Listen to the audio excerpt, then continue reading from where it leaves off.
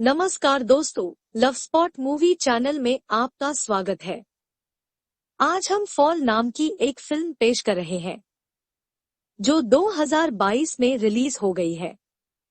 यह फिल्म एक suspense thriller film है जो 2000 फीट ऊंचे टीवी टावर के ऊपर फंसी दो लड़कियों की तनावपूर्ण कहानी बताती है कि वो जीवन और मृत्यु के बीच फंस जाती है। Movie download link in description. 1, 2, 3.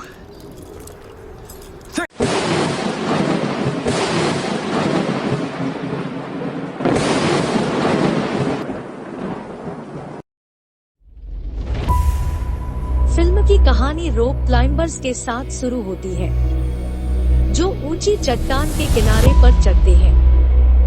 Beki और उसका पति डेन ने अभी शादी की है और रॉक क्लाइंबिंग के लिए दोनों इंटरेस्टेड है और यही जुनून उन्हें दुनिया के कुछ सबसे डेंजरस इलाकों में ले जाता है। बेकी की सबसे अच्छी दोस्त हंटर, जो हमेशा खतरों से खेलने में मजा आता है, वो भी साथ में है। वास्तव में तीनों हमेशा कुछ नया और रोमांचकारी चीजों की तलाश में रहते हैं।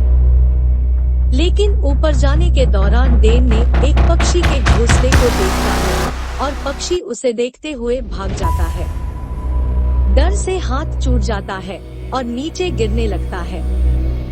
बेकी उसे बचाने की कोशिश करते हैं, उसके पास नहीं पहुंच पाते हैं और वह नीचे गिरकर उसकी मौत हो जाती है। एक साल बाद हम देखते हैं कि बेकी अभी भी अपने पति की मौत की शोक में डूबी हुई है और शराबी बन गई है, साथ ही जीवन बर्बाद कर रही है। डेन की हस्तियों को भी अब तक रखा है। उसके पिता अपनी बेटी को खुश करने के लिए चाहते हुए उसके सबसे अच्छी दोस्त हंटर को उसके पास लाते हैं। एक साय रोमांचक चीज नहीं करने के एक साल बाद हंटर बेकी को चढ़ाई में शामिल होने के लिए मनाने की कोशिश करती है। वे एक पुराने 2000 फीट टीवी टावर है, लेकिन बेकी अभी भी अपने दुख से बाहर नहीं निकल पाई है।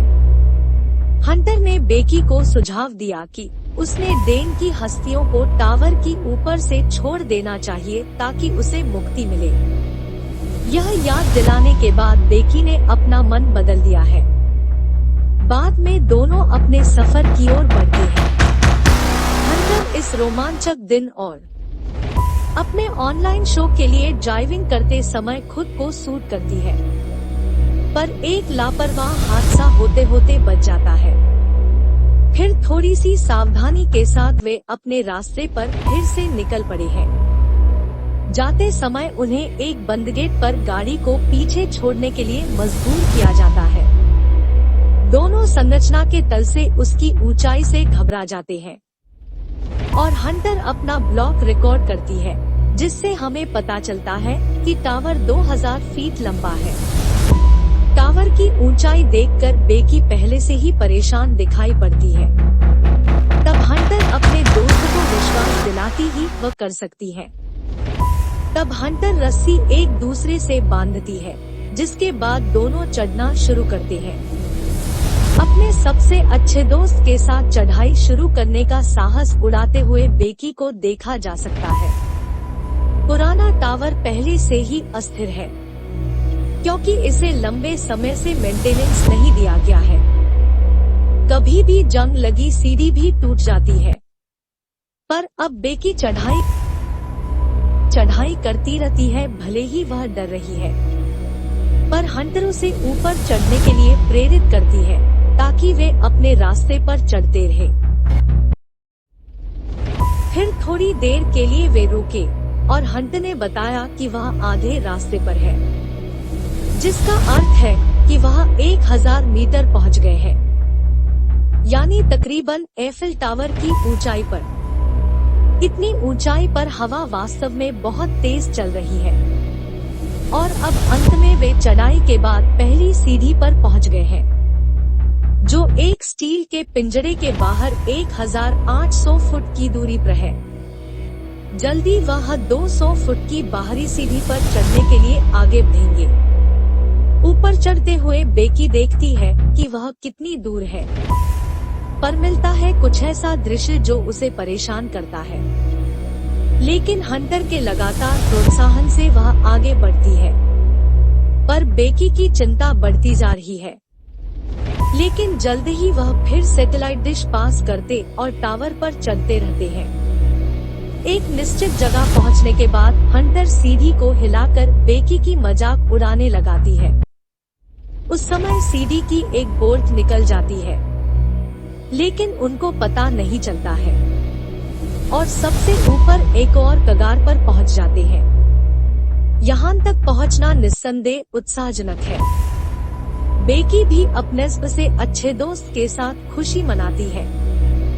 हंटर जो अपना ड्रोन निकालती है और अपने ब्लॉग के लिए आसपास के दृश्य को फिल्माने शुरू कर देती है। लेकिन हंटर यही नहीं रुकती, खुद को किनारे से लड़कर देती है और बेकी से उसकी तस्वीरें लेने के लिए बोलती है। इसके ठीक बाद बेकी को भी ऐसा करने के लिए कहती है। बेकी अपनी शुरुआती हिचकिचाहट के बावजूद सहमत हो जाती है। हंटर को पकड़ते हुए किनारे से लटक जाती है। ऐसे करने की बाद बेकी की डर निकल जाता है। तब हंटर गर्व से बेकी को अपने डर पर काबू पाने के लिए गले लगती है। इसके बाद डेन की राख को बेकी बाहर निकालती है और उसे हवा में फैलाती है।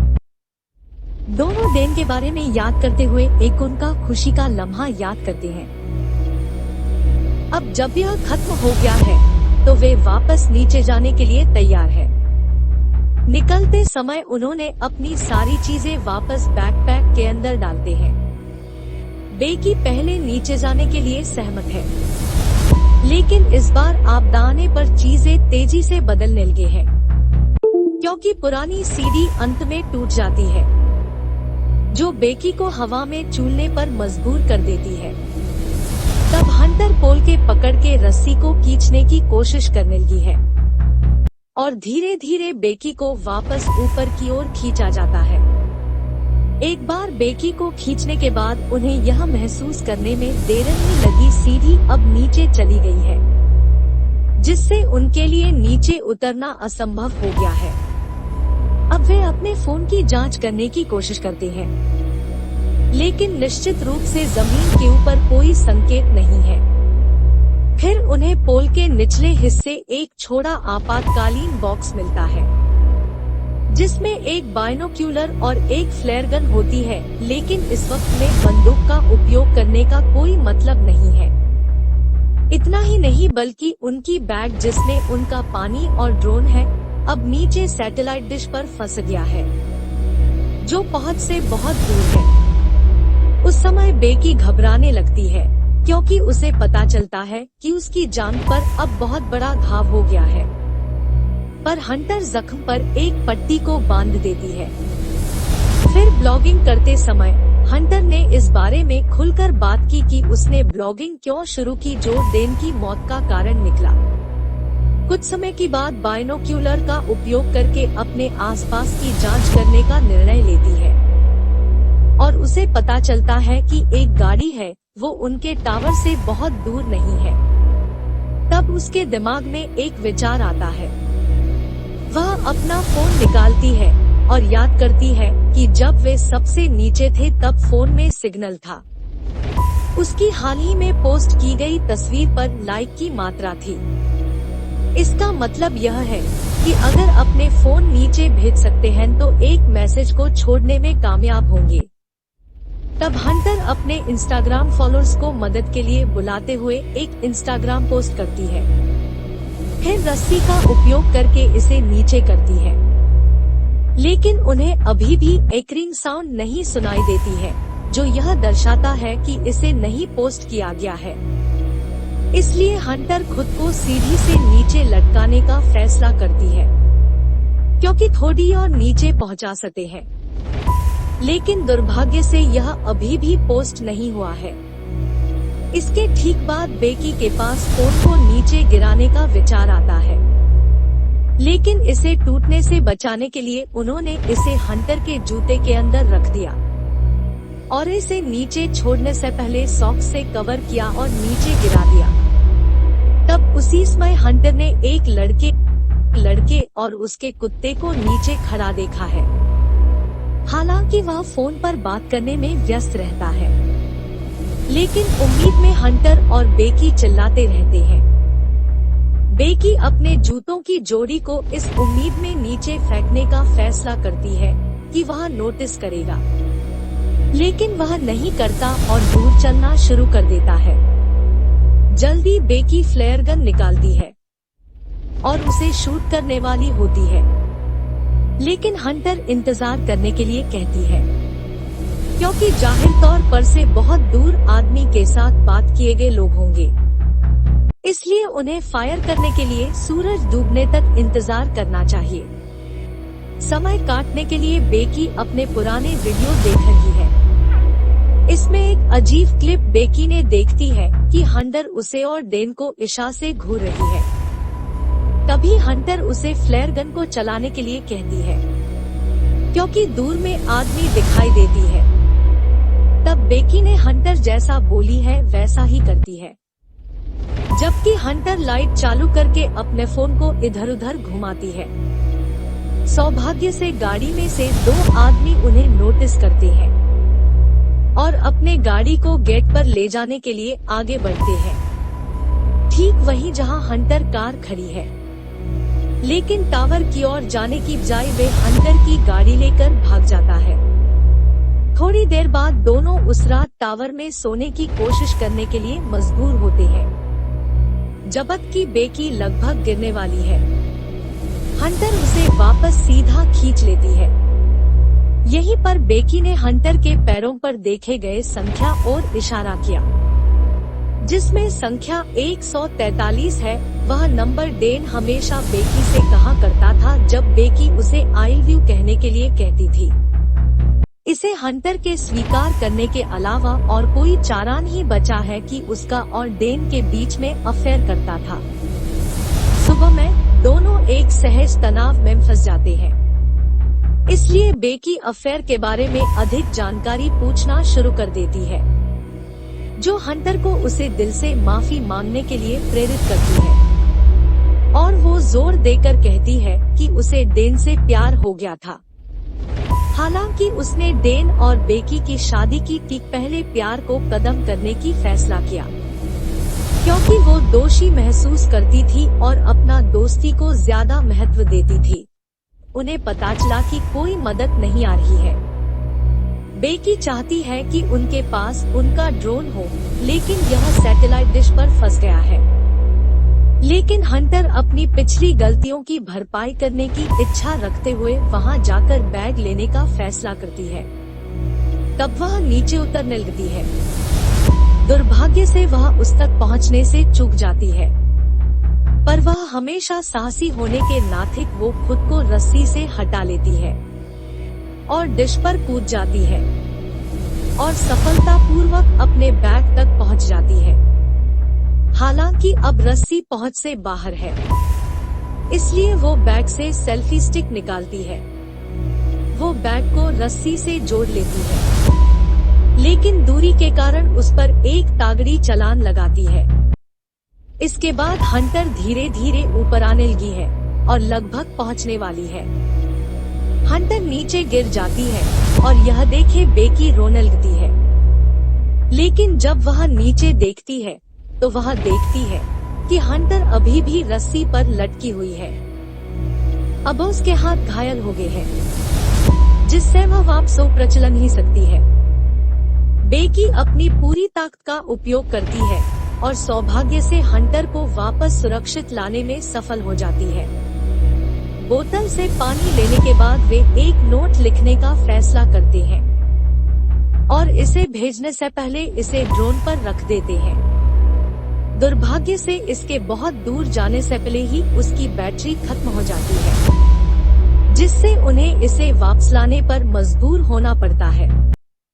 अब बेकी हताश दिखाई देती है, लेकिन हंटर ने उसे आश्वासन दिया कि वे जल्द ही एक रास्ता खोज लेंगे। उस रात बाद में बेकी घबराते हुए अपनी नींद से जगती है कि हंटर की मृत्यु हो गई है। सौभाग्य से यह एक बुरे सपना थी। तब उसके ऊपर लाल बत्ती देखकर उसके दिमाग की बत्ती जलने लगी है कि ऊपर चढ़ना होगा और चार्जर का उपयोग करना होगा। सुबह हंटर के हाथों में गंभीर रूप से रस्सी लग गई है, जिस कारण वह ऊपर नहीं जा सकती। यह सब बेकी की पर निर्भर है और जांग में चोट लगने के बावजूद वो हंटर के बढ़ावा देने से वह ऊपर चढ़ जाती है। जब बेकी ऊपर पर पहुंचती है, पहले लाइट सर्किट को खोल देता है। जब तक वो ड्रोन के चार्ज होने की प्रतीक्षा करती है, तब तक वह पोल पर लटकती रहती है और ट्रेन को सुरक्षित रखने में सफल हो जाती है। एक बार जब ड्रोन पूरी तरह से चार्ज होने के बाद बेकी वापस नीचे की ओर आ गई है, लेकिन खाने की कमी और थकावट के कारण बेकी बेहोश न होने के लिए संघर्ष करती है। तब हंटर उसके साथ बातचीत करके जागते रहने में उसकी मदद करती है। जल्दी उन्होंने एक बार फिर ड्रोन पर एक नोट चिपका दी और उसे उड़ान के दौरान दूर की एक होटल के पास भेज दिया। लेकिन वह तक पहुंचने से ठीक पहले ड्रोन गुजरते एक ट्रक से टकरा जाता है। निराशा में वह उस दिन को ऐसे ही गुजरते हुए देखते हैं। जबकि बेकी अपना सोचती है कि वह एक और दिन यहाँ जीवित नहीं रह सकती, लेकिन हंटर उसे मजबूत रहने की याद दिलाते हैं। बेकी यह महसूस करते हुए कि हंटर सही है, बेकी ने हंटर से उसका दूसरा जूता मांग लेती है ताकि वह इस बार अपना फोन नीचे भेज सके, क्योंकि आखिरी काम है जो भी कर सकते हैं। लेकिन इस बार हंटर नहीं कहती है, क्योंकि जैसा कि यह पता चला कि 100 डेज पूरे समय में उसके साथ भी नहीं थी। अजीब बात यह थी कि हंटर वास्तव में कुछ समय पहले ही मर गई थी, जब वह बैग लेने के बाद गिर गई थी और उसका शव नीचे चील खा रहा है। बेकी पूरे समय अकेली रही है। वास्तविकता से टकराकर बेकी रोने लगती है। वह अपने पिता को याद करती है और एक आखिरी मैसेज रिकॉर्ड करने का फैसला कर दिए। अब बेकी को संदेह होने लगा है कि उसने जीवित रहने की कोशिश करना छोड़ दिया है।